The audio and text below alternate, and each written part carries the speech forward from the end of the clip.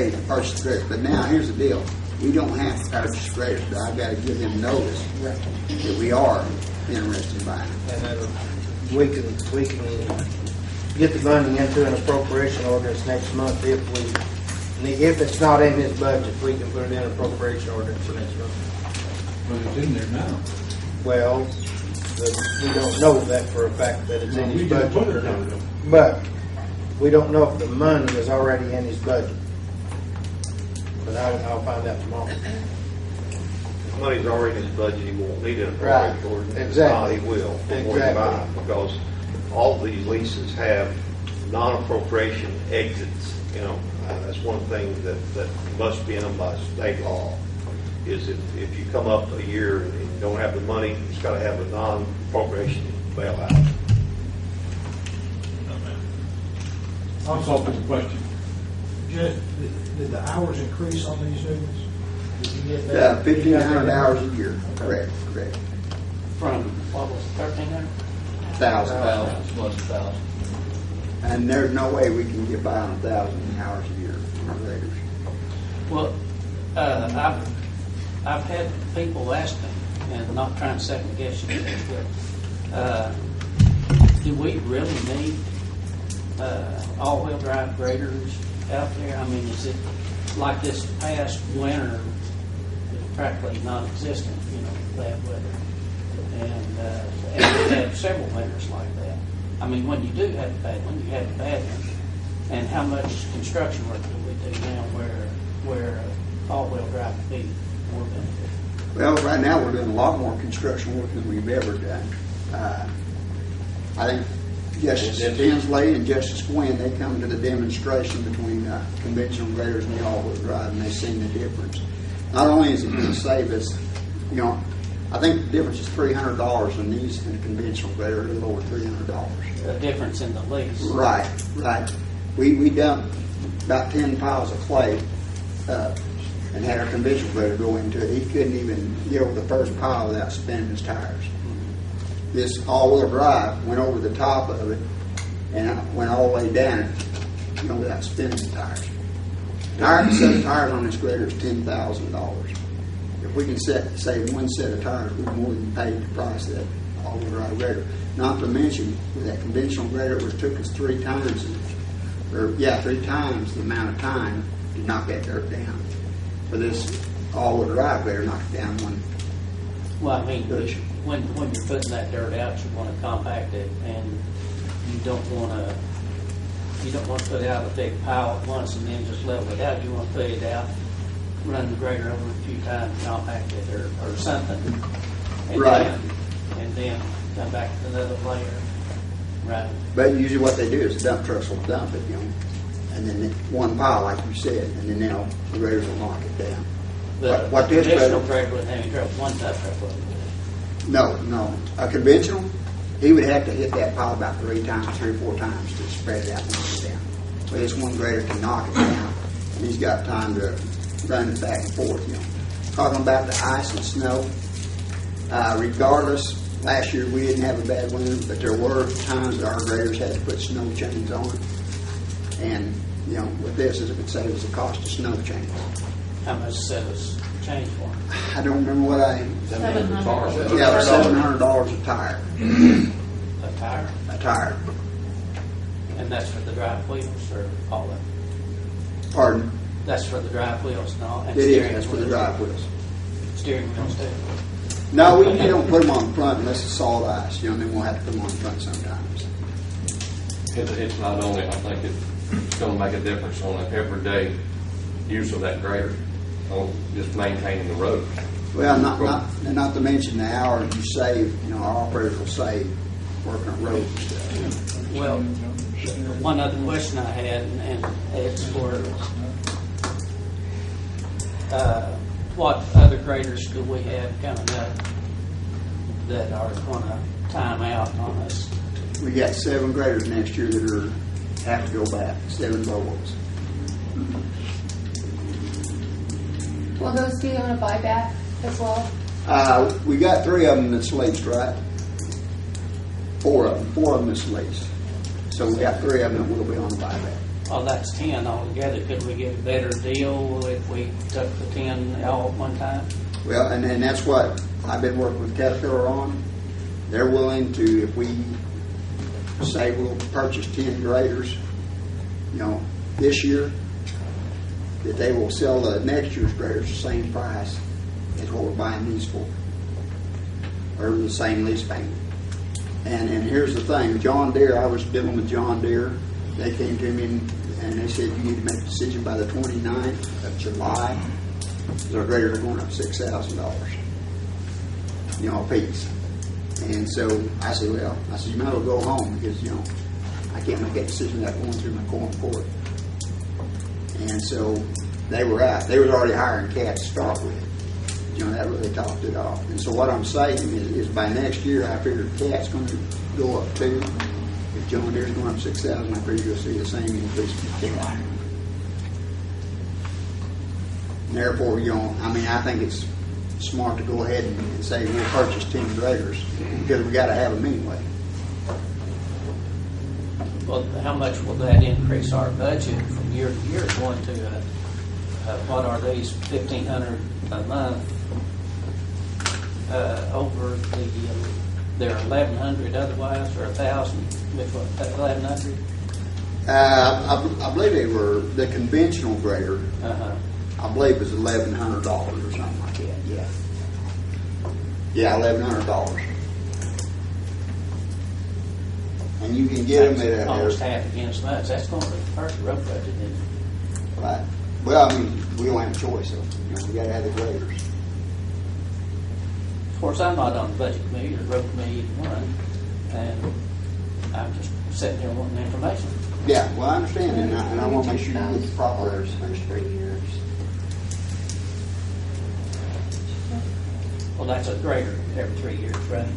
$222,000 for 3 years for 3 graders is what this lease says. Oh. But it costs about a grader a year to it'd be like buying one every year.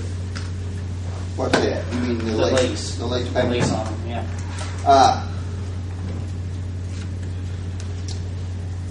The graders are about $250,000 a piece.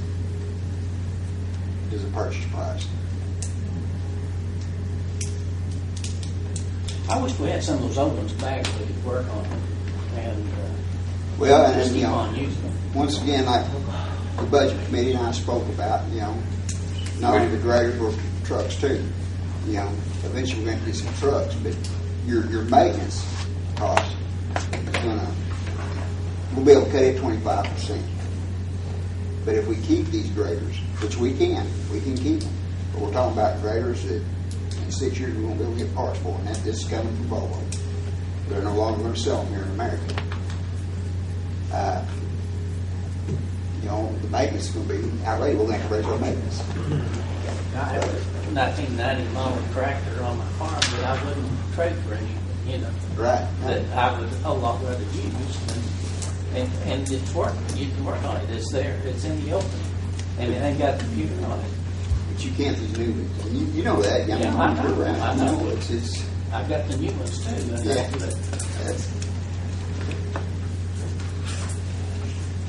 Yeah. I'm just trying to be smart about the economics of it because, I know what the budget, what the maintenance cost is. I know what tires cost is. I know what the oil change cost is. And in the end, I think these all-wheel drive graders are a smart buy. I believe. Well, I wasn't able to attend the meetings and listen to the conversation. I didn't know what was going on. And I wanted to, and for the benefit of the public too, because they didn't attend the meeting. Well, I bet you tomorrow I can arrange another demo if you want. Still got one sitting in our yard. Yeah. They give you one for trying to write a sample. I wish. But they have been very gracious about letting us use this one. We've had it for 3 weeks now, I believe it is. And they've been very gracious about letting us use it. Judge, might add that they all also come with a ripper, Yes. and we'll be able to rip the rear end of that road where we never had before. And what's the purpose of that?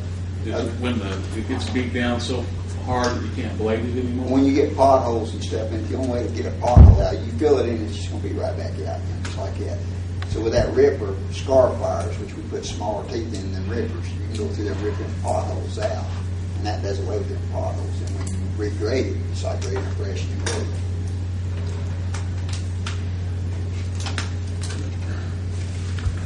Don't let me hold you up. Any more questions? I call for the vote. Kathy Valentine, Yes. Sam Tinsley, Yes. Robert Meade, Yes. Jim Hart, Yes. Ralph Gwynn, Yes. James Widener, Yes. Kara Staten, Yes. Frank Hampson, Yes. Dan Roberts, Yes. Ryan Snavely. Yes. Okay. And I would like to say, as county judge and ex road supervisor, I appreciate it. Because my men need good equipment to work with to do a good job, and I think we've done a terrific job. What was the conversation in the meeting before the budget meeting about the mechanic from Raider lives in Springdale, and it's a couple of hours to drive over and to drive back? That was all part of the charges against maintenance of the motivator, since nobody over here work on it. Correct. A lot of the problem is that when you buy a piece of equipment like that, there's all that computers, like the Volvo's got 6 computers on them. My guys can't work on them. They don't have the computers and stuff like that to work on them, which would cost the county probably $40,000 a year to get programming and stuff to do that. So, without them being under warranty, we got to pay them $90 to $120 an hour to leave Springdale to come over here, put them on the computer to see what's wrong with them. And a lot of times we have to haul them back over there to have them worked on. You know, Caterpillar, you know, they're a great company. They're right here. They've got a mechanic here and stuff. If it's major, you still have to haul to Springdale to get it worked on. But they do have a mechanic here in Boone County. Keeping this equipment on warranty is a price. Yeah. Okay. Any more questions? Comments from the public? Yes. Call for adjournment?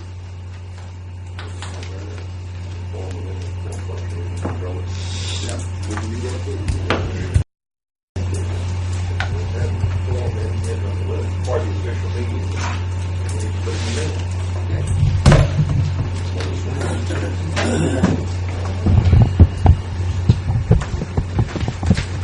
Ladies and gentlemen, most of you have read in the newspaper, we're going to have a forum on the quarter-cent sales tax, the pros and cons of it, you know.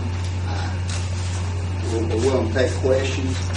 We're going to limit your questions to 2 minutes, and then what we usually do is 2 minutes. And, you know, probably going to limit how many questions you can ask. That only hand is going to be here till 10 o'clock. So, Dan, would you like to start and explain the courts themselves? Well, we have set up a vote for August 9th. There'll be 1 week before that we'll have an early voting series. And this is to extend the current 1/4 cent sales tax, for which is dedicated to law enforcement. I think that ought to be clarified too. When we say dedicated, it can be spent nowhere else. It's strictly for law enforcement. In this particular case, it's funding the county jail. The county jail is something we're required to provide for the citizens of Boone County. And we have done so in pretty good fashion, I think, for the last 10 years. I think our record is very good. The amount of income from that 1/4 cent tax exceeds the total cost of the jail per annually. And those figures are almost not identical. We have accumulated about $2.5 million over and above the requirements to fund the jail, which in fact would allow us to fund the jail for 2 years after this present quarter cent tax had ceased.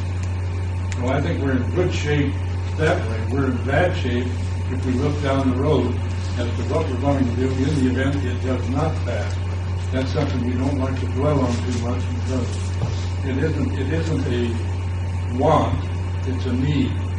And in this case, we have utilized the funds very well, and I think extending it is the only thing we should even consider. We've had a couple of things jump up and bite us a little bit, but I think we can overlook those too. They haven't cost us any money, but at the same time, it's caused people to think.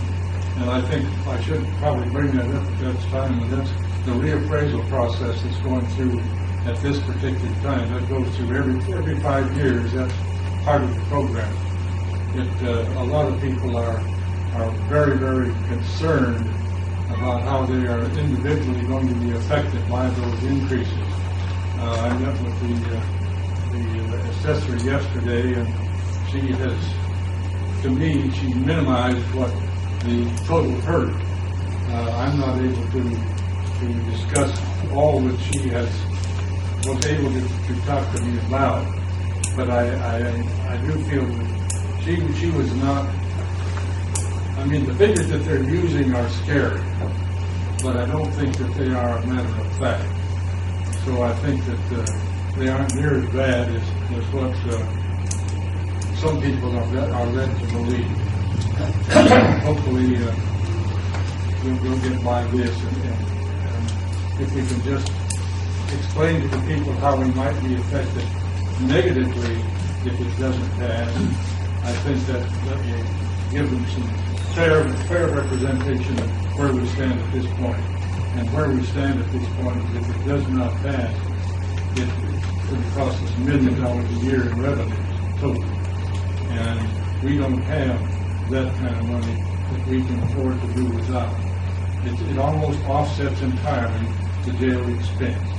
And as I say, it's dedicated money. It cannot be spent anywhere else. It has to be spent for the jail. And that's what allows us to accumulate some $2.5 million at the conclusion of this year's receipts. And that's what I want to say. What I'd like to do is give any of the JPs a chance to speak on this, and then we'll go to the audience and hear. So is there any other JPs that would like to speak on this? Sheriff, would you like to say anything? If you would, sir. I appreciate if you would say something for them on this. Start it off.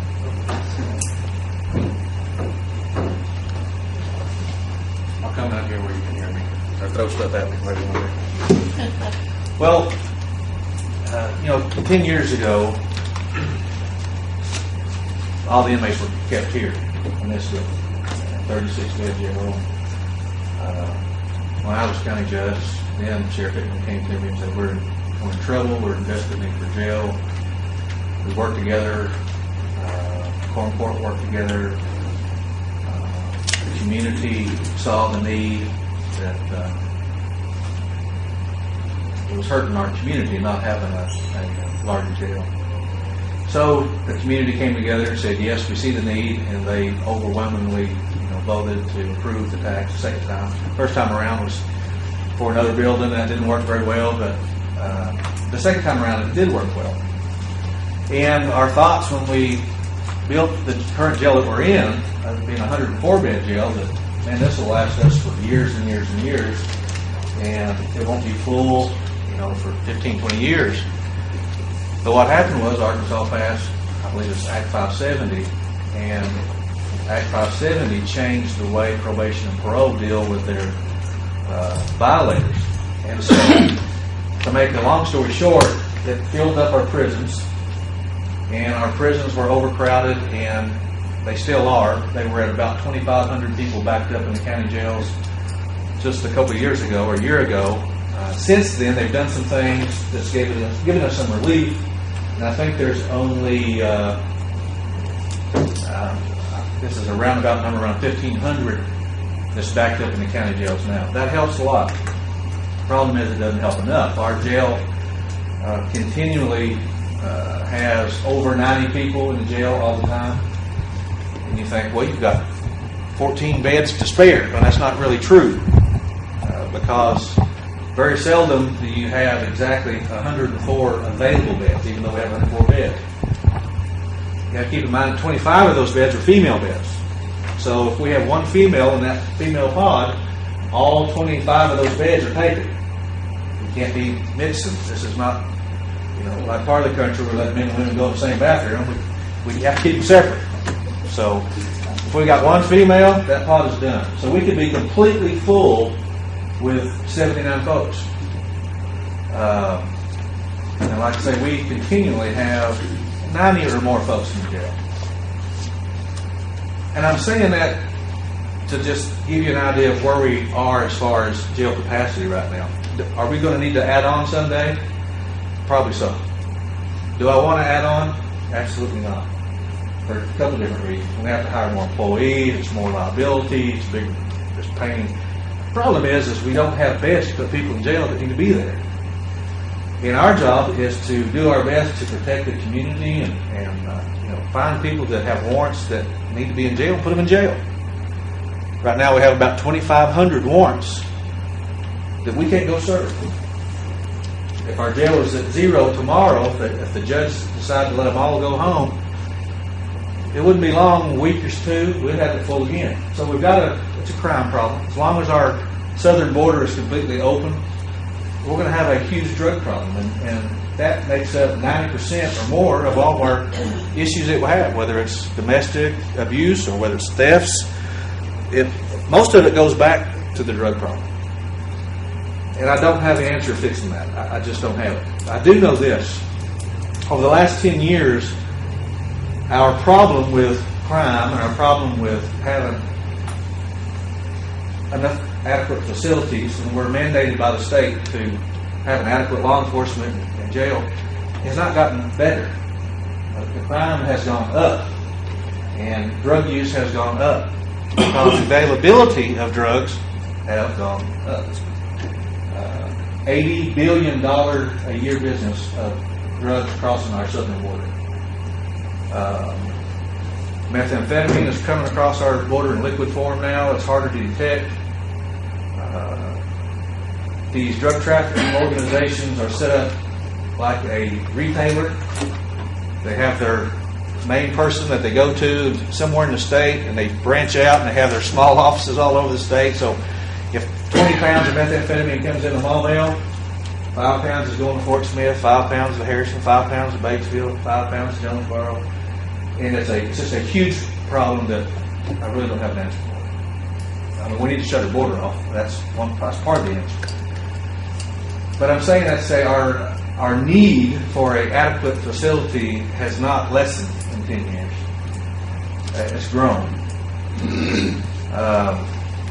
Nobody likes taxes. Well, I mean, we do like taxes because we like the services they provide. We don't like excessive taxes. I think me and Ralph had that conversation one day. Nobody likes to pay taxes. I like to pay taxes if I know I'm getting something for it. If it's a good buy. Some of the taxes we send to the federal government, I have an issue with because I don't like the way they spend some of the money. Locally, we all know each other here, and I have nothing but the highest respect for all these JPs that are sitting up here and do their best to balance budgets, knowing the needs of the county-wide needs, and knowing the income that's coming in. We've got folks that are possibly coming into the Quorum Court, have nothing but respect for us. So y'all have a tough job. But our needs haven't changed. They haven't lessened. If anything, they've gone higher. I'm personally going to vote for the tax. I'm 100% for it because I know what we get for it. In my mind, I believe it's the most fairest tax that we can have to pay for these services. I think a sales tax allows people just passing through to help pay for our facility. It allows people who don't own property to help pay for these services and the facility. in my mind, it's just the fairest way to pay for it, because we do have to have services. The other alternative is, don't pay the tax or don't pass the tax, and that's everyone's prerogative to how they vote on this, but you have to understand that the revenue is going to have to be found somewhere, or the services are going to have to be cut somewhere. And that's just the bare facts. I'm not trying to say that the world's going to end if it fails, because it won't. We'll keep going on, and we'll keep arresting people every chance we get that we need to, and if I know you don't vote for it, and you call me, I'm going to come help you just as fast as I can. But the problem is you folks are going to be faced with some tough decisions if it does not pass. And I think it's only fair for the people in our community to understand what kind of impact it might have if it doesn't happen. I think the city of Harrison stands to lose right at $250,000 a year out of their budget to help pay for housing their prisoners. That's based on about 15 prisoners a day that they have usually with us. Now that fluctuates, maybe 10 some days, maybe 20 some days. But on average, 15 folks a day is going to cost them about $250,000 a year. Even worse than that is the property owners could be faced with a millage increase. And that's a decision that the Quorum Court will have to look at to try to bring some revenue in. And I don't think it's fair to force this revenue on property owners in our county. I don't own a lot of property. It's not going to affect me a great deal, but I know folks who do, and I just feel like it's unfair. If you have a lot of property, you're going to be paying the majority of the taxes to run this facility. That's some things that our folks are going to be dealing with if this fails. The other thing is you guys will have to look at possible layoffs. And nobody likes to see layoffs because they need their people. I know the sheriff's office, jail, and the county road has the two largest budgets in the county. And all of the offices are important. Treasurer's office is important. Clerk's office is important.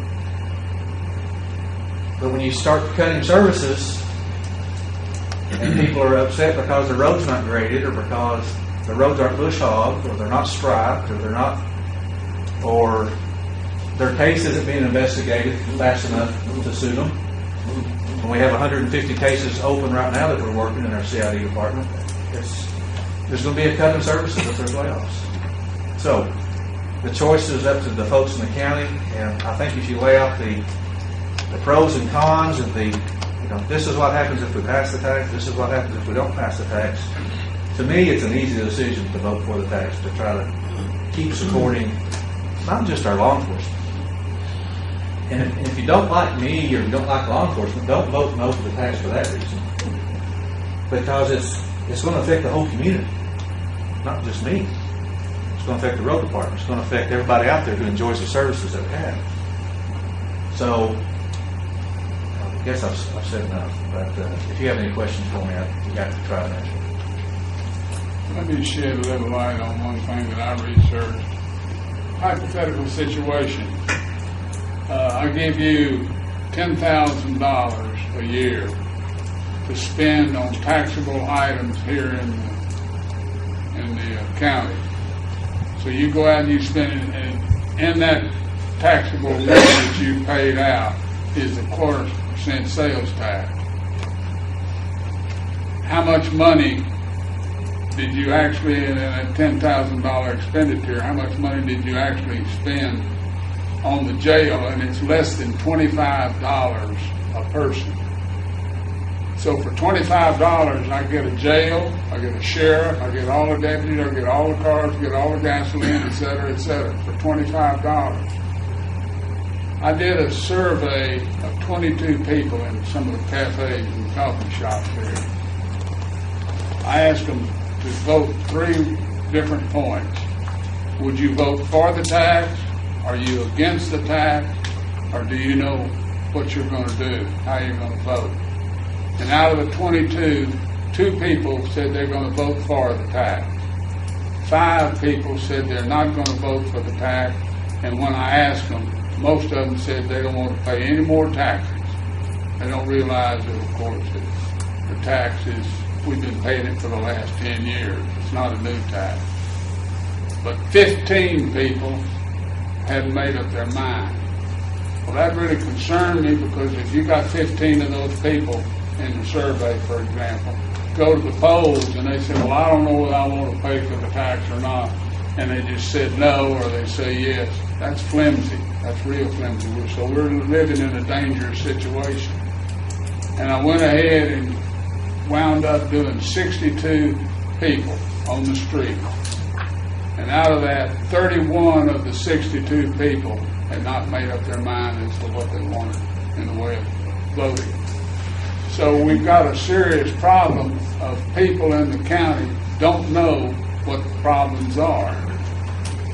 And somehow or another, we've got the newspaper. What's y'all's newspaper now? 5,900 issues? I think you're printing 5,900 papers. And I don't know how many voters there are in this county, but if that's the case, if the newspaper had full-page ads on the reason why we need to vote for the tax, if it was a full-page ad, only 5,900 people are going to see the paper probably. So if we're going to be afraid of something, we ought to be afraid of those people that hadn't made up their mind yet as to what to do. Yes, Karen. First of all, Sheriff, I could not have said what you said better. You read my mind in everything you said. Most people know that when it comes to taxes, I'm not a big fan of taxes. I believe that we are overtaxed. But I will be voting in favor of this tax extension, because if you're not sitting on this court and you're not seeing the numbers and how the money is being spent, you don't appreciate just how tight the purse strings are in the county. And there are some things that we are constitutionally bound to provide our citizens, and law enforcement is at the top of the list. The sales tax allows us to fund the jail. Yes, we do have a little bit left over, but as you pointed out, society is not getting any better. And my opinion, we will have to expand the jail at some point. So anything we have left over in this fund goes into the reserve, and I see it for that purpose. I also can see where if we have to fund these expenses out of our general fund, there's going to be people who are going to have to be laid off, as you pointed out. There will be services that will have to be cut back, because you can only stretch a dime so far. So the whole time I sat on this court, every time that I have voted to spend money, I have done so as if it was coming out of my own pocket. I'm the coupon queen. I hate spending money. But I will be voting in favor of this tax. If I may, to bring it into perspective, in the event the jail did not pass, it would reduce every other budget in the general fund by over 16%.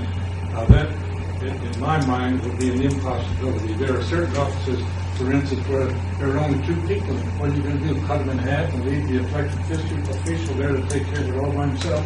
That's not going to happen. It can't happen. But actually, what it does, it affects every budget in the general fund, reduces it by at least 16%. And that's the figure. And before I give up the floor, I just want to thank you and your team for everything you're doing. The world out there is very ugly, and for all our law enforcement officers, county, city, I mean, we're all praying for you, and thank you very much.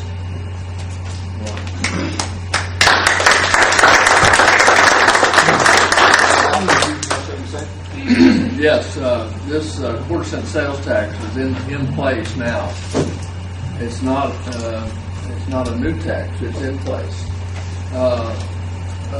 From looking at it earlier, I was not for it, and since then, when I realized that we would have a 16% layoff across the board. That's from the jail all the way to the circuit clerk, assessors, and what have you. and we're talking about a $1.2 million shortfall. What is equitable now? If it didn't pass, and we are faced with a millage increase, bottom line, folks, if the millage keeps going up, we're going to have a property there. All the big corporations own all their land. Can't have that. 40-cent sales tax is already in place. Spend $4, you've got 1 penny. 1 penny. It's doable. Thank you. Again, I say, our problem as I see it, the quarter-cent sales tax will take care of the sheriff and all of his problems out there financially. But the people running around here that hadn't made up their mind, don't know the facts, don't hear what we're expounding on here tonight, those are the people that are going to get us in trouble for not knowing what to do. It has to be advertised.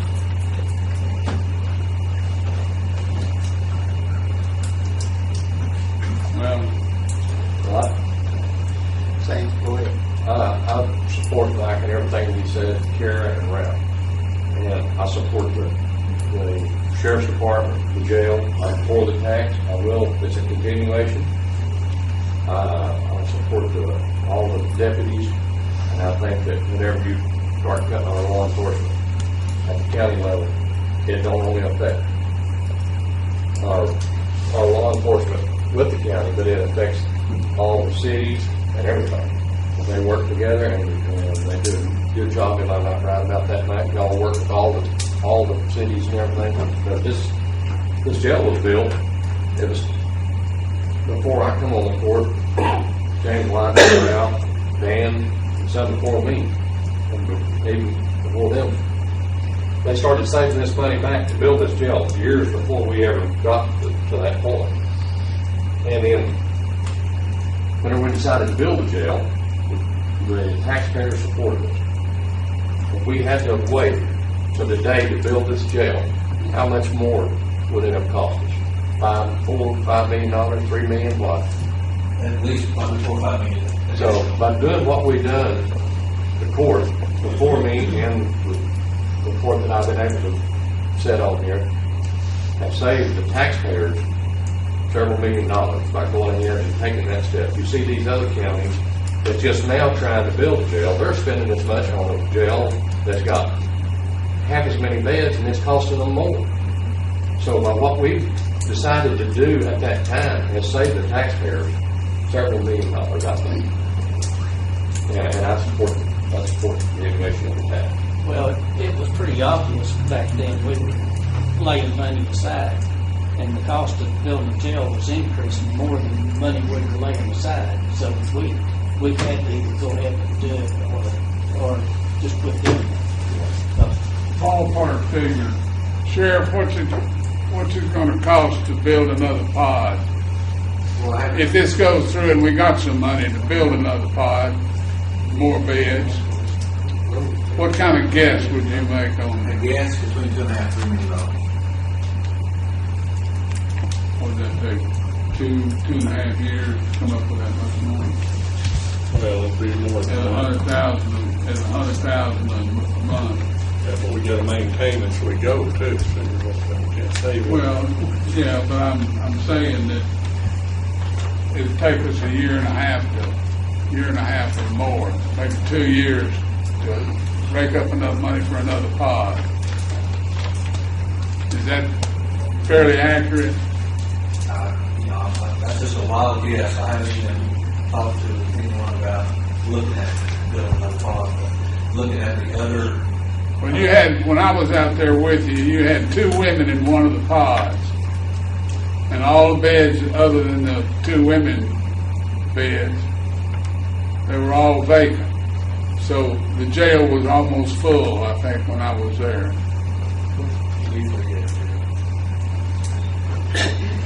With 24 beds taken. Okay, before we go to the audience, is there any more JPs you'd like to speak? Go ahead, Brian. Being a retired police officer, in the years when the county jail existed here, I know that we had several escapes. Being on the police department, we assisted the county with those escapes. And I doubt that we've had an escape at the new Boone County Jail yet.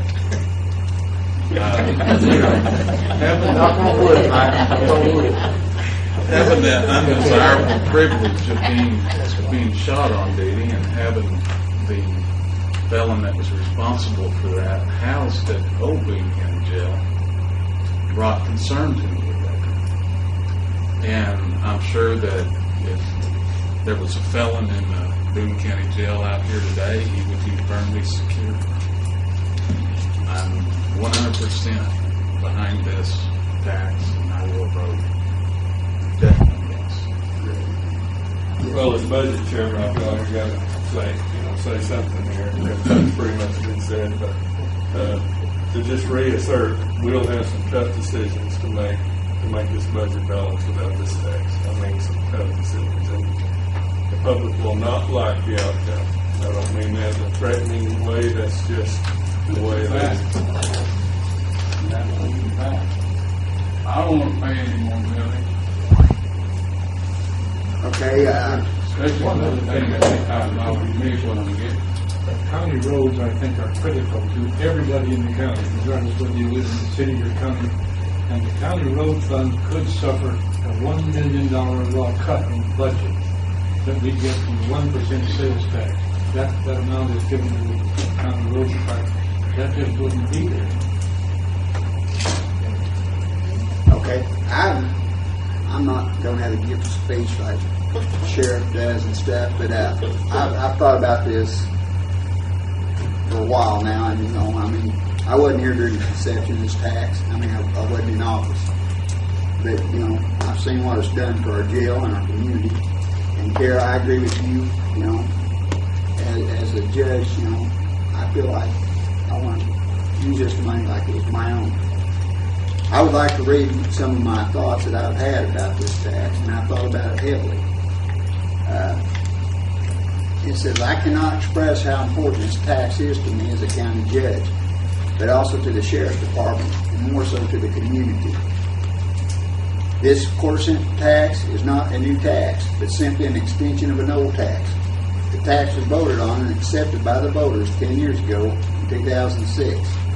It has a 10-year sunset clause, which means it expires January 1st, 2017. This is why it is important to ask for your support in promoting this extension. This tax was designed to build and help maintain and run jail, which it has, along with its normal appropriation from the general fund. Without this tax, approximately $1.2 million would have to be taken from other entities within the county. This includes the county road department budget and probably a cut in law enforcement and grants distributed by the county, such as volunteer fire departments, park and recreations, humane society, and the sanctuary, among others, will all suffer. As you know, good roads are important to this county. Growth and infrastructure, more and more housing communities are being built, and this requires better roads, more equipment being used, and more material being purchased to maintain and build these roads. I find it ironic that some of the same citizens who are opposed to this extension are some of the first to ask for road services or improvements after inclement weather.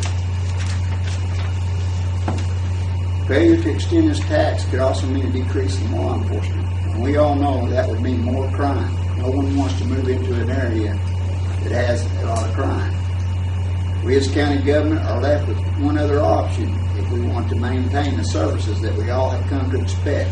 If this option is not favored by your local representatives or myself, the option is raising millage. As we all know, the raising of millage only affects a percentage of those living in the county that own property.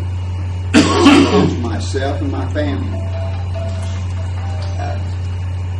It eludes me to why this tax extension would even be an issue when it does so much and costs so little. We are talking about a penny on every $4 spent. does this issue affect me more than it does all of us? Yes and no. I have been and still am involved with how the local tax dollar is being spent. I know the cost of maintaining roads due to my 26 years experience as a road department employee and supervisor. I have seen the cost of running the county business on a daily and yearly basis. And I have also seen the cost of maintaining a good, sufficient law enforcement. I am a property owner and a taxpayer. So I am affected by this dilemma for the need for this tax from all sides of the spectrum.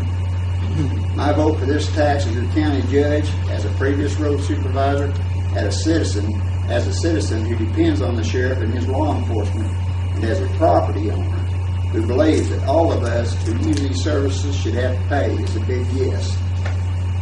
As it stands today, everyone pays. Tourists who stop and shop, landowners, non-landowners alike. It's fair, it's cheap, but most of all, it is needed by all of us who enjoy it. Thank you. Well, if we could just give everybody in the county a copy of that letter and let them read it, I think we'd be in much better shape. Yeah, I think every one of my thoughts there was mirrored by the JPs here. What I listened to, you guys more or less have read my letter. Yes, Kathy. I'd just like to add, too, that the cost to the citizenry in the long run, if you stop and think about a millage increase, that cost would be much higher than this tax. And also, if crime rises, the cost of insurance rates is another aspect to consider as well. That's what I thought to add to Dan saying that, the county would lose, what you say, $1 million out of the budget. Last year, we was on a thin line. If the Arkansas Works program hadn't passed, we'd have lost probably $200 and some thousand in turnback money. If we'd have lost that on top of this quarter-cent sales tax, it would destroy the road department as it is. So now, yes, sure. Sorry, that just reminded me of another thing that Tommy could probably speak on better than anybody else. If the county's not able to spend funds to the rural fire departments like they do and have in the past, there's a good chance their ISO rating might be where it is now, and that means a huge increase in your insurance. Is that right, Tom? That's true. That's true. Okay, we'll take questions from the audience now. Yes, sir. It's John Beath. I live over in Bergman. I came here tonight to learn. And I often tell people, don't watch a NASCAR race on TV. Go there, you'll see a lot more. And my health has kept me watching Quorum court meetings from my house for over 2 years, as you know. And I think that you're on the right track about educating. As I look at this and I hear people talking and stuff, and make it clear, I'm not here representing any group, I'm here for myself. There was one area that I'd like to get some clarification on. Okay? And Mike, you know how much I support what you do. It's very clear. We talked about people driving through, paying their fair share. Do the cities pay their fair share for housing their prisoners? I hear that they're supposed to be paying a per diem. If that's true, then how much of that? When I read the newspaper in Harrison Daily Times, I think the quote was from you, Mr. Hart, that the sundown gives you a period of accountability before you go another 10 years. And one of the things that I think that would really enhance the public's willingness to go along with this, and I hope they do, is to fully lay out the cards. This is the money we took in. This is where the money went. If there's any outstanding allocations that we should have collected, that should be collected before we vote on it again. But at the very least, the public should be made aware of that.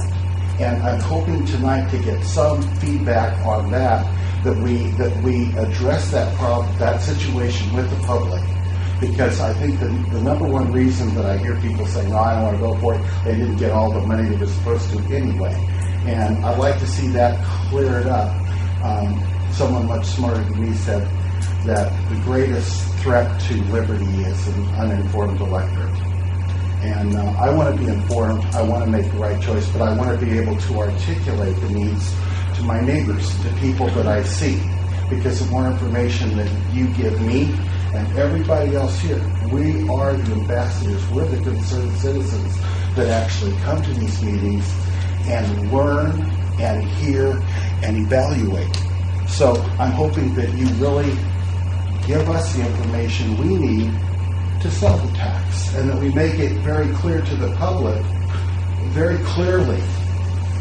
These are the issues, this is what happens if we do, this is what happens if we don't. And oh, by the way, this is what we actually did for 10 years. Money in, money out, money owed. That would be a real good thing.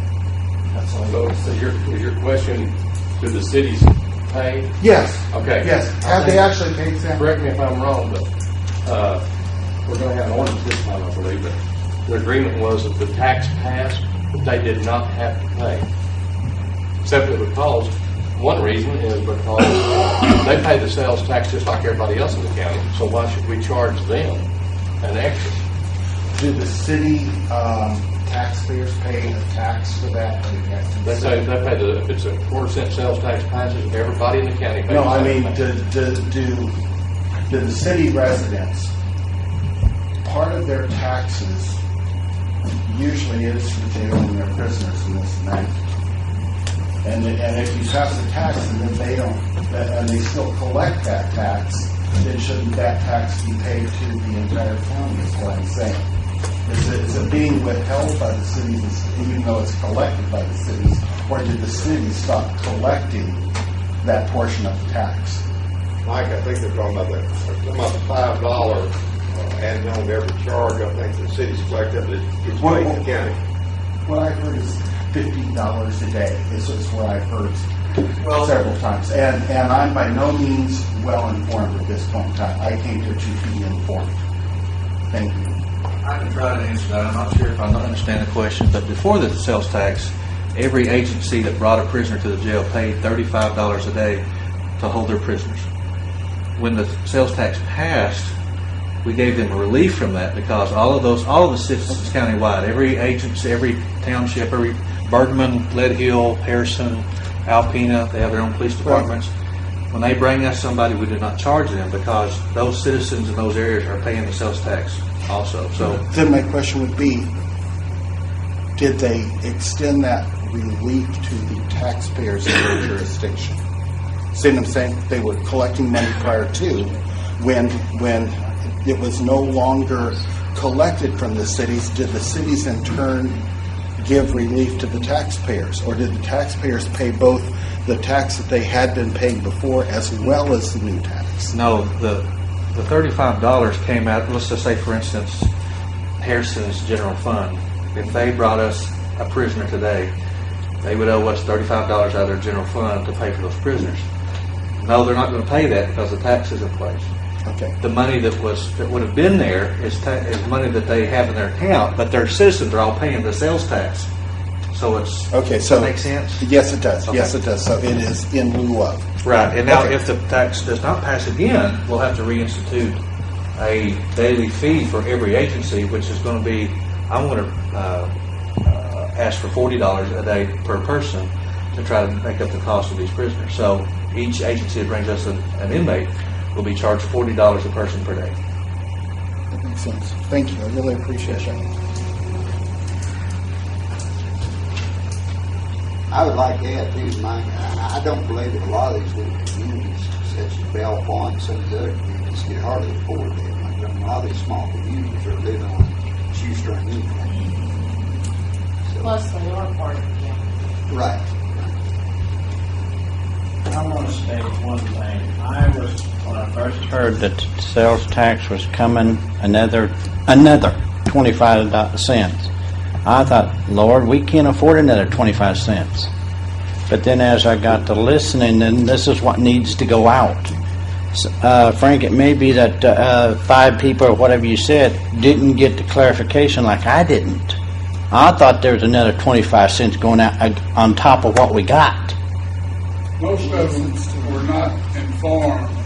They just thought it was another tax added on top of it. Right, but see, They didn't realize the truth. when I learned here tonight, I'm for it. Because you're already paying it anyway.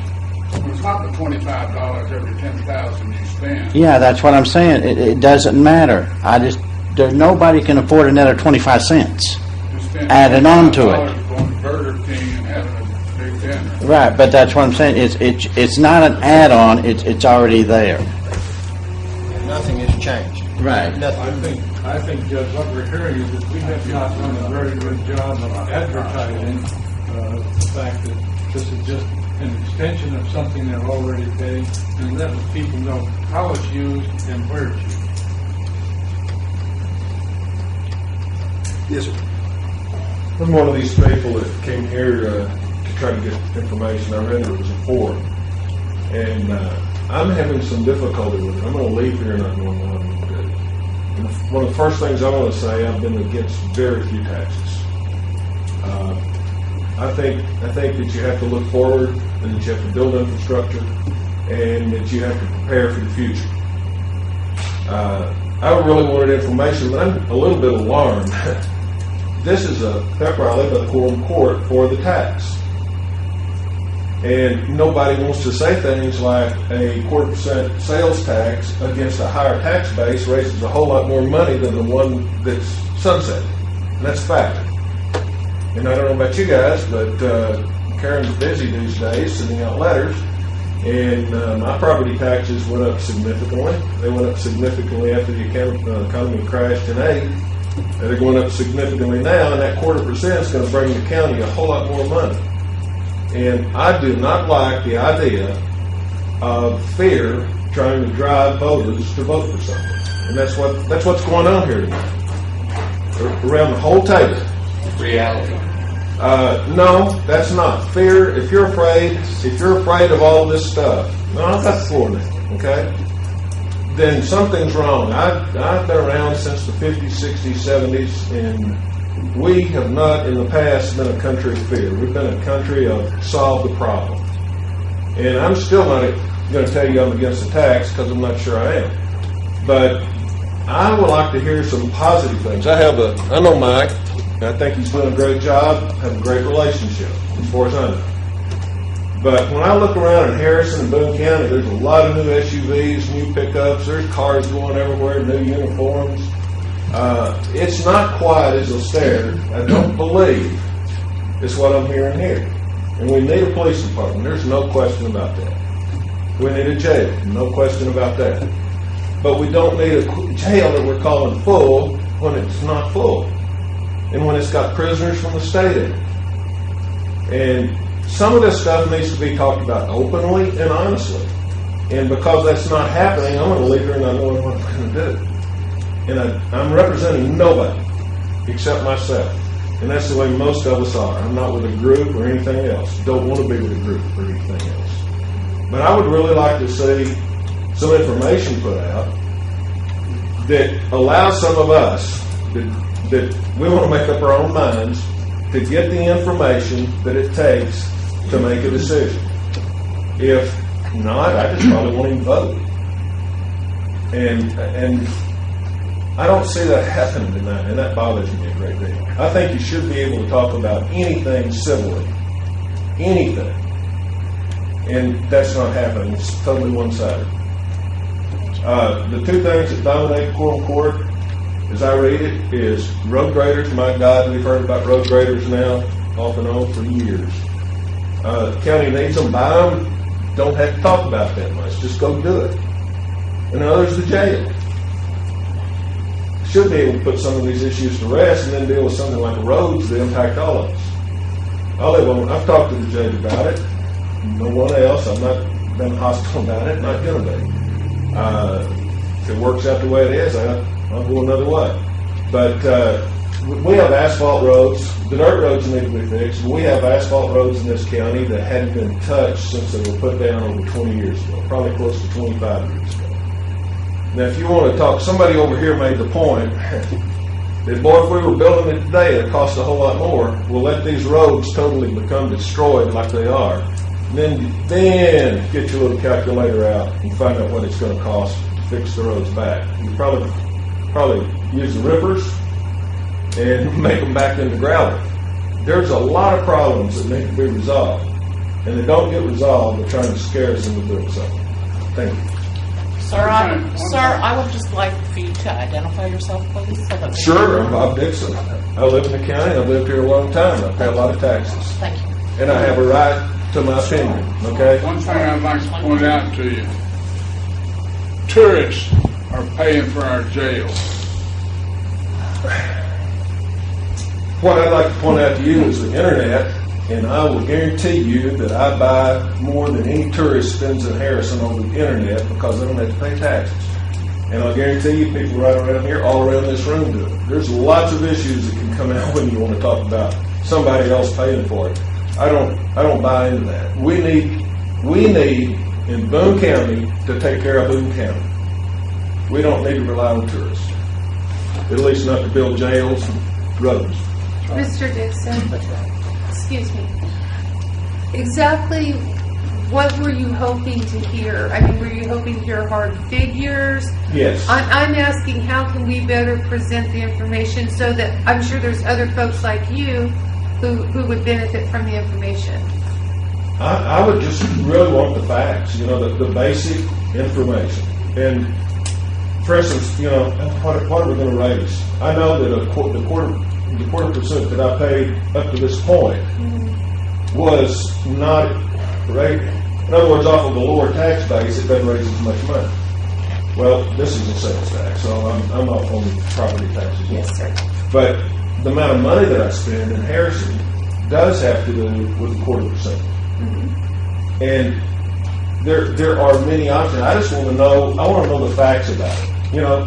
I did learn something in that if one person is in one part of the jail, then it's full.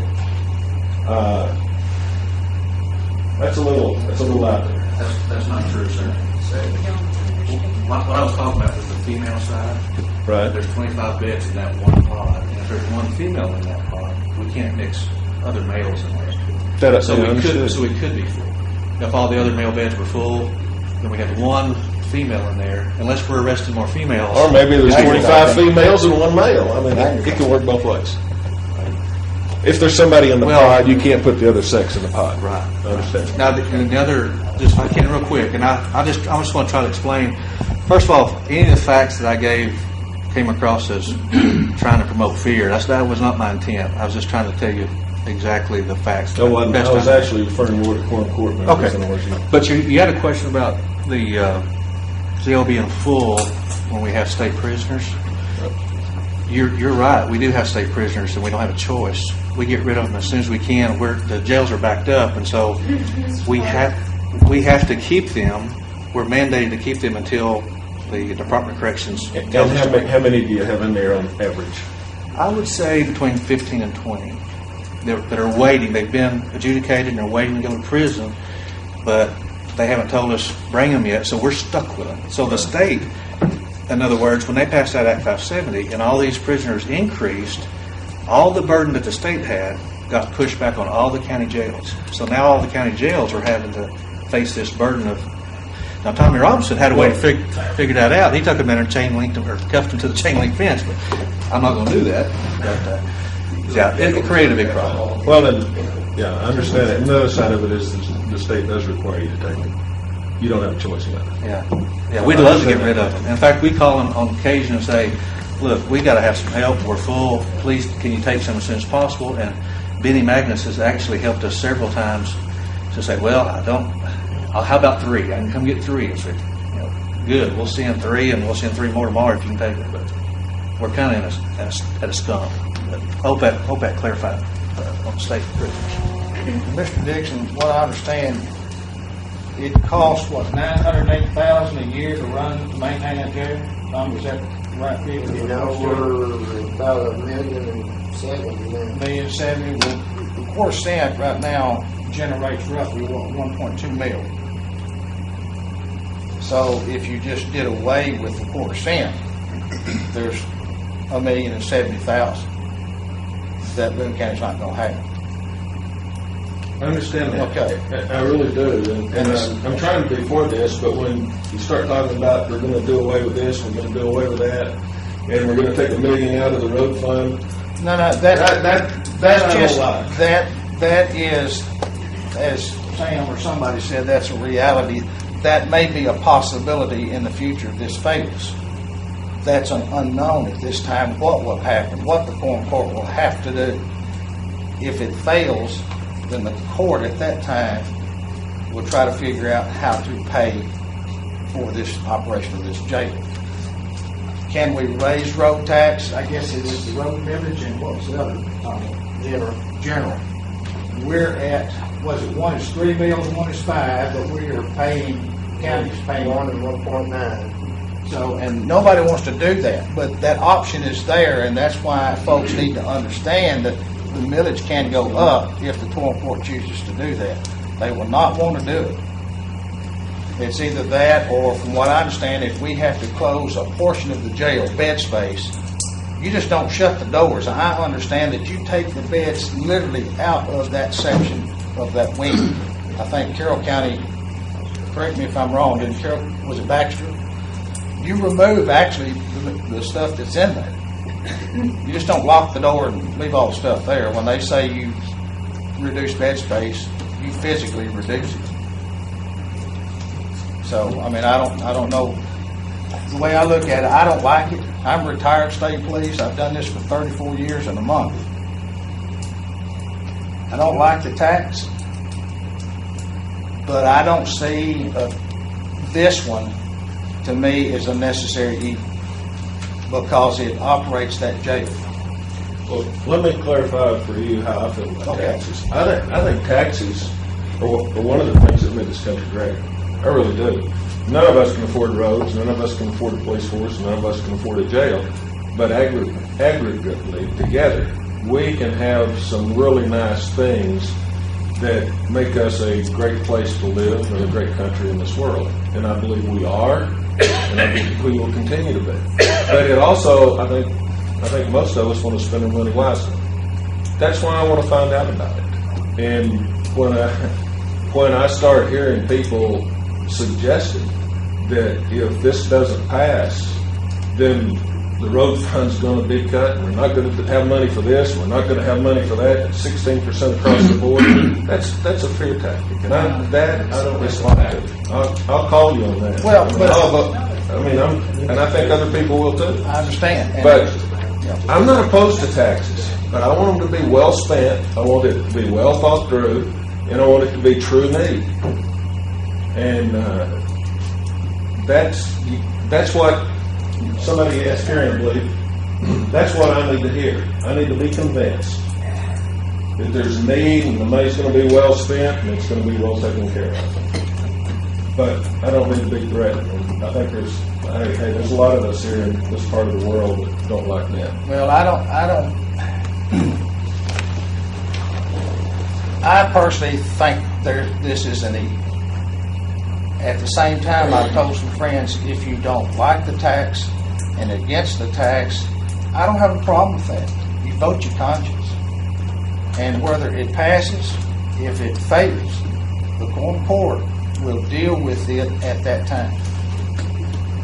Now, the only thing I brought tonight, and I don't know if it convince anybody, this is the brochure from 10 years ago. And this is a letter from John Paul Davis that he sent this to me 4 or 5 years ago when there were some questions about the jail itself, I guess.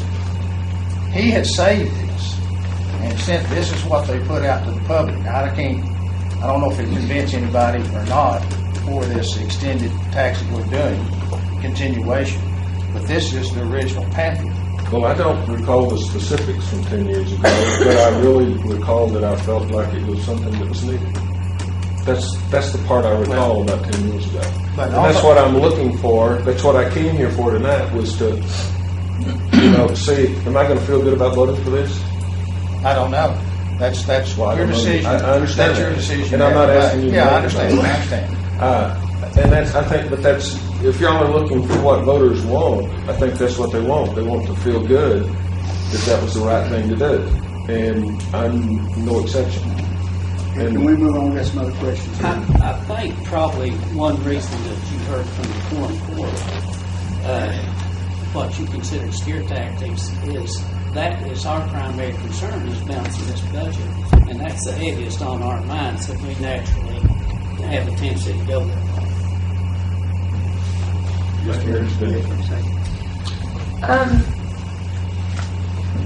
I would like to propose that perhaps the finance committee working with Tony to put together some numbers that perhaps we could provide to the media to be able to show them this is how much money we've taken in 10 years, this is how we've spent the money, and if we have to take the money out of the general fund beginning next year, this is possibly some of the effects you're going to see, not to mention millage increases. I think Mr. Dixon brings up a good point. We need to present our case in black and white and let people see that from everything I've seen on my time on the court, the money that has been taken in for this tax has been used to the best of our ability, and I would be proud to show them. What you're saying, though, has got to be done before August the 9th. I understand. I'm not saying that it's an easy task. Those figures are available now. We just need to get them out there, is what I'm saying. We're not getting them out there. That's the point I make a lot of them. We haven't done a good job of advertising what we're trying to get accomplished. I apologize, Judge. I don't mean to take up all the time. What would we need to do to be able to do an emergency appropriation for maybe some funds to do a newspaper ad or something? We need that? Can't do that. You can't put it in a public notice? They can't pay a dime, nor can you even have literature inside the courthouse.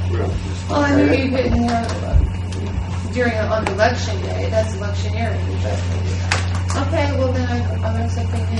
Can I clarify? Yes. We don't want to know this is what's going to happen if you don't pass it.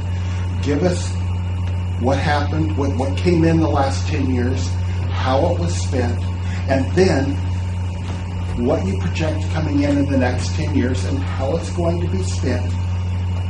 Let the issue stand on its own without, like he says, the fear factor of driving the public away. And I believe that a free press can investigate and publish the facts as provided by the county government in short order. I would suspect that with reporters and TV cameras here, that they could probably get the job done by the weekend, if they so desire. And that would give everybody what they want. Thank you. Judge, I would have been hostile had that not passed, and I didn't know what the other options were. I think you're doing a good job. I think the Quorum Court did a good job. You've had many, many budget meetings over the last year. I wanted to know what was going on, so I came to them. And I found out what the tax was going for, how much money it costs to do the jail, and that's why we need the tax. So it's been open to the public the entire time. To not tell them that money's going to have to come somewhere else to run the jail, that would be wrong, because I think they have to be informed. And that's what they're really asking for, to be informed. I don't know why they want to shut out the facts of the matter, because that's the facts. You get the money from here, or you get it from here. I'm going to emphasize what needs to be shown for the next 10 years. But they need to and know, not show to know that you either pay this tax the way we're doing it now, and it's just a continuation. But showing that. And it's not a quarter. People say quarter. It's a 0.25%. Yeah, depending on $4. It's a very minimal amount. But it's being shared by everybody instead of just property owners. And that's pretty basic. I agree with you 100%. You could just tell me that part, that we're going to share that pay, or that just the property owners are going to pay. That's simple for me. It's simple math. If you only lay out the last 10 years, and then you show doomsday without showing what the next 10 years, the opportunities that the tax will provide in the next 10 years. If you want to take it a step further and say, and if it doesn't pass, I'm all for that. It's really simple. It costs about $1.2 million to run the jail. The tax makes about $1.2 million. That's real simple. That's the real more simple. information that the public has, the better decision that I know they'll make. That's simple. We're just maintaining what we Man, you got a have right now. question? That's all. may I make a suggestion as far as the information that needs to go to the community? Could we start with Judge Hathaway's, what he read tonight, and get that into the media, and then go from there? Well, I'd like to say, I hope this letter I wrote, I wasn't trying to threaten anybody. Like I said, I was just trying to expose the facts.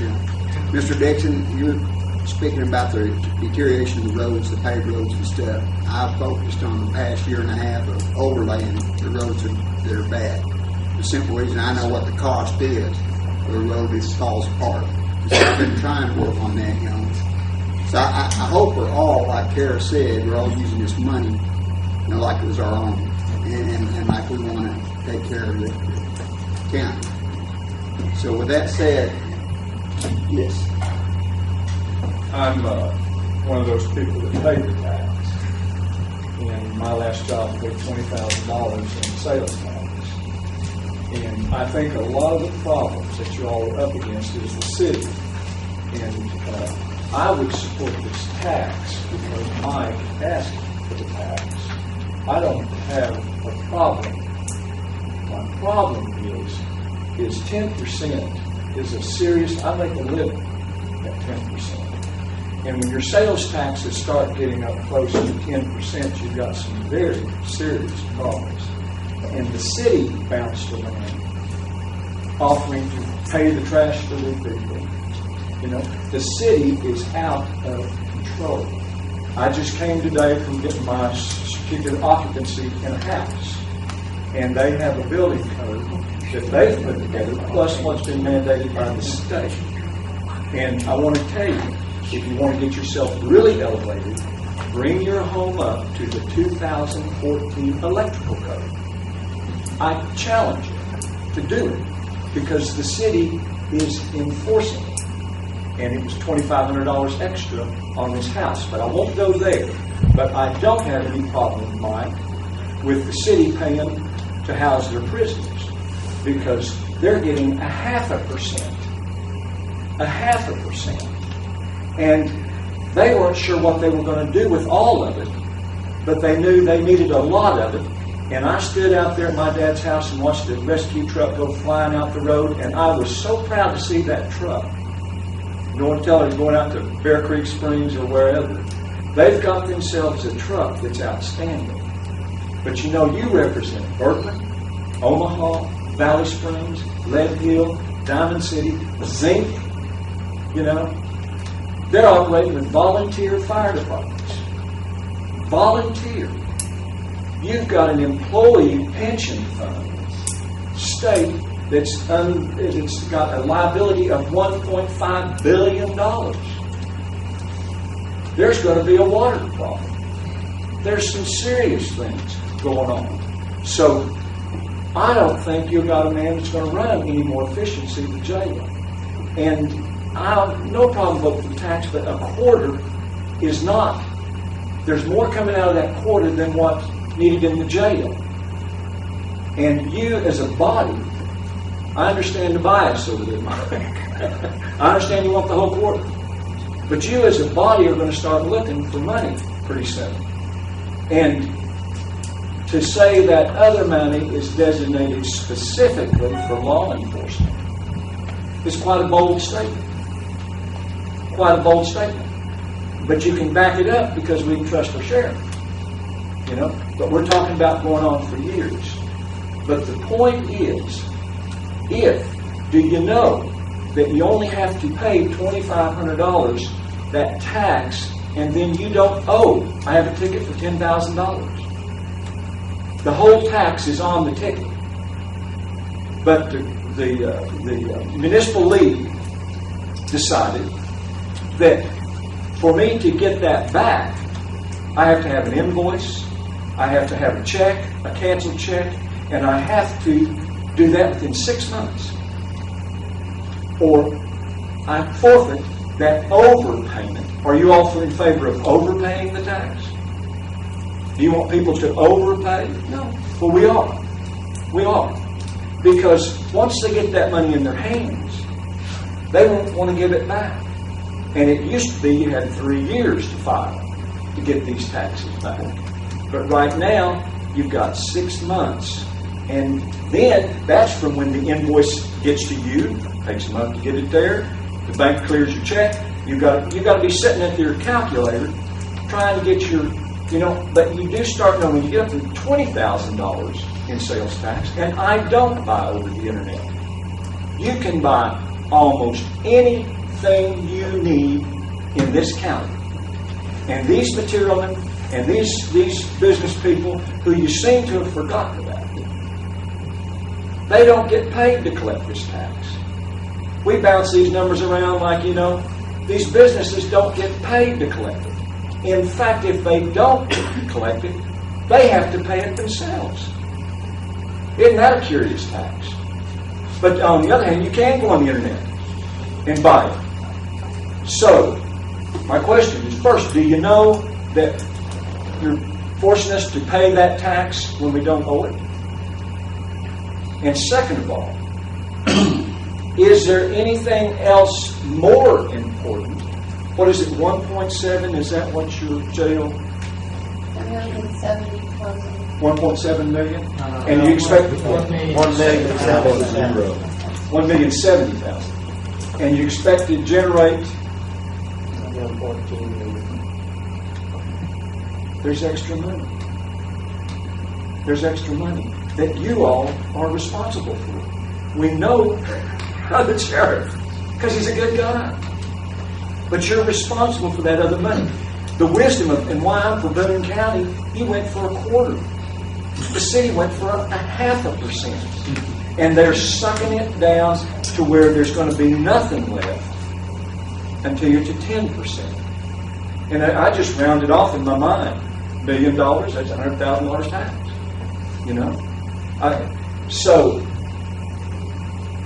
I'm not so sure. I think the people are illiterate because I think in a lot of ways the court is not aware of what's going on in this tax business. You've got businesses, they're saying, come in here, I don't have to pay that city tax. I can save you 0.5% on a $10,000 ticket. You can go to Lowe's. They couldn't give a flitter about our jail. You've got to attract people to realize if you're going to buy your building materials, you don't need Lowe's. You've got some of the best people in the world out there trying, and they compete against each other. You just go ahead and finish your question because we're over your 3 minutes or so. My question is, when you do another tax, are you going to apply the whole tax or have an account of what money you're going to need that tax for and set this other aside in a lockbox? That's the way it is right now. Any surplus at the end of the year that comes out of this 0.25% sales tax is set aside in a lockbox and it can only be used for the purposes of law enforcement. It's going to go to jail.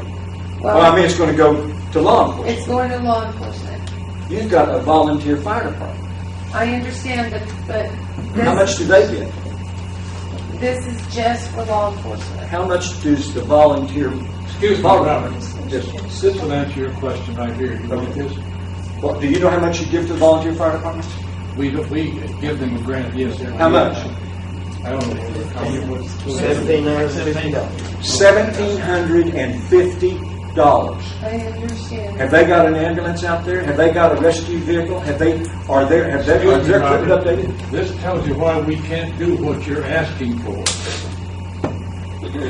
It doesn't. Very, very simply, it says money from a tax levy for one purpose cannot be diverted to another. Because that is the state purpose. law. And this is what the voters demanded that we do exactly what we're doing.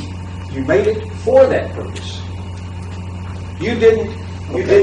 Let's Okay, let's move along. 10-second question. How much is currently in the lockbox? Pardon? How much is currently in the lockbox? I'm curious. $2,500,000. 2.5. There's even 5. Any other questions? Mr. Holmes? That's what it sounds like. I've heard around the community this negative about the quarter-cent sales tax. And the negative is this. When we had our 36-bed jail right here, that all came out of the general fund. So we still should be able to pay it out of the general fund. That's very simple, but that's the way to say it. However, how many of you who have as much white hair as I do, or maybe less hair, period, how many of you are living in the same country that you were living in when you were growing up? What I'm saying is, have things changed? We've got over 100 beds now, and we used to get by on 36. You can't run 100 beds on the cost of 36. It's impossible and impractical to even think it could. So we had a need for more. If we get the casino amendment, which one of the local people is pushing very strongly, if we get that, we're going to look at a whole lot more law enforcement expense than what we've got right now. We'll need maybe another pot. The money in the lockbox would go for that. But that's an aside on the whole. The point is, we don't live in the same environment that we lived in 10 years ago, 20 years ago for sure. So I'm in favor of the continuation of the tax. I'm glad that we're not having to increase the tax. And we're putting away a little bit of money toward either maintenance or future construction. And I think that's a good thing too. So that's my statement on the whole thing, especially addressing that negative about we've always paid it out of the general fund. Why can't we do it again? Sure. Mr. Lewis. Judge, I think George Geyer back here had his hand up a while ago. I didn't want to go ahead of him, but I would I like didn't say him. George, are you? Actually, Mr. Week answered most of it. Okay. Sheriff answered part of it. It doesn't matter near as much as it did. I'd like to ask a question. My name is Bill Ray Lewis. What other major municipalities do we have in the county that would have prisoners in the county jail besides Omaha, Alpena, Harrison, Valley Springs, Bergman, Lead Hill, and Diamond City? Is that a fair question to ask? Well, you've only got 4 police departments. You got Harrison, you got Bergman, you got Lead Hill, Diamond City, and you got Alpena. Right. That has an actual police force. Valley Springs doesn't have one. Everton doesn't have one. Does Zeke have? Zeke does not have a police force. So is it fair to say then that those particular cities or municipalities have prisoners possibly that are housed in the county jail? There are no other jails in the county, as I know of, except here.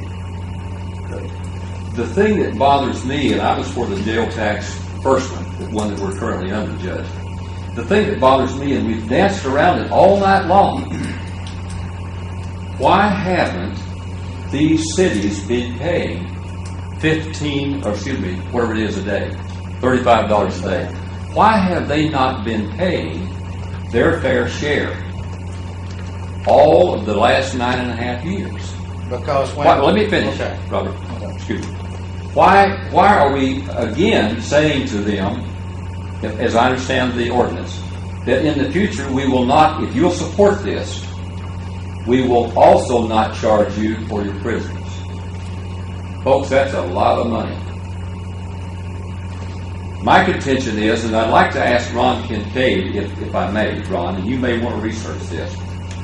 If I'm correct, it is illegal what the court has been doing in allowing cities to not pay municipalities their housing of their prisoners. I believe so as a law. I wish you would research that. I can refer you to an attorney general's opinion. I can also refer you to a court case. His office dealt with that, and it's kind of split both ways between whether you even could collect it. But that's a big question I have. The question really boils down to this: what is a city prison? cities cannot pass laws against felonies. So if you arrest a citizen in Harrison, Arkansas for murder, is he a city prisoner? Because the city of Harrison cannot create a felony by ordinance. That's a state statute that's violated. So is that a state prisoner or is that a city prisoner? And that's the discussion you get into when you try to decide, are they city prisoners or state prisoners? It's fairly easy if they're arrested on a city ordinance. You can look at that, but when they're arrested on a felony, that's where the conflict comes in. At least that's what's been done. There was some case with the Supreme Court on that, but I don't know the outcome of it. Dan Roberts aptly, Dan, you aptly stated this while ago. Article 16, I believe, in Section 11 of the Constitution states that you cannot spend tax dollars on something that it's not levied for. Is it a fair question to ask? Is it the county's responsibility to house prisoners that are Omaha prisoners or Valley Springs prisoners or whatever? Is that something that we're supposed to do? Yeah. I contend that, those cities should take care of that themselves if they want to pay the daily rate of fee. How do you determine what is a city prisoner and what is a state prisoner? That's beyond me. That's beyond me. That's part of your responsibility. If it's murder, that's part of your responsibility. Yeah, then they're a state prisoner, and they will go to the state penitentiary for conviction. What if it's a DWI? Pardon? What if it's a DWI? Depends on what level. Very good. As a taxpayer who happens to live in the city, I fund the county jail through my quarter cent sales tax.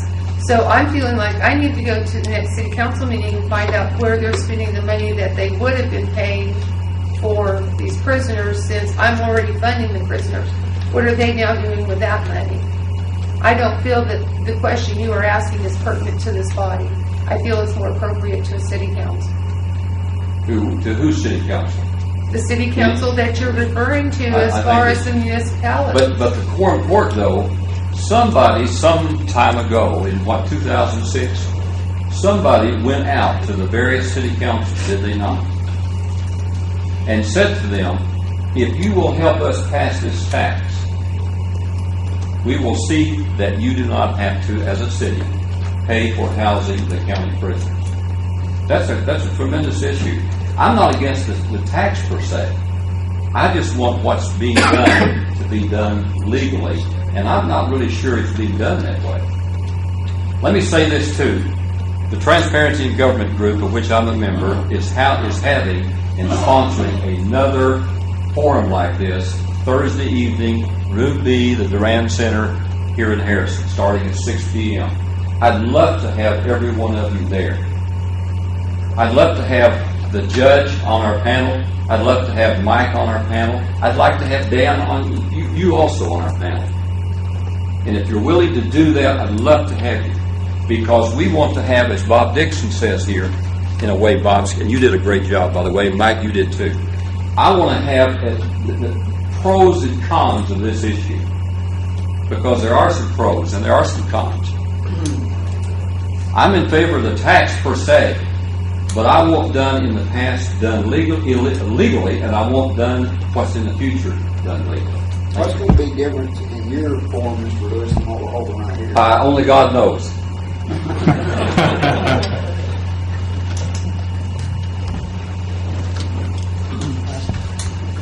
Okay. Ladies and gentlemen, I think that we've had enough tonight. I move that we adjourn.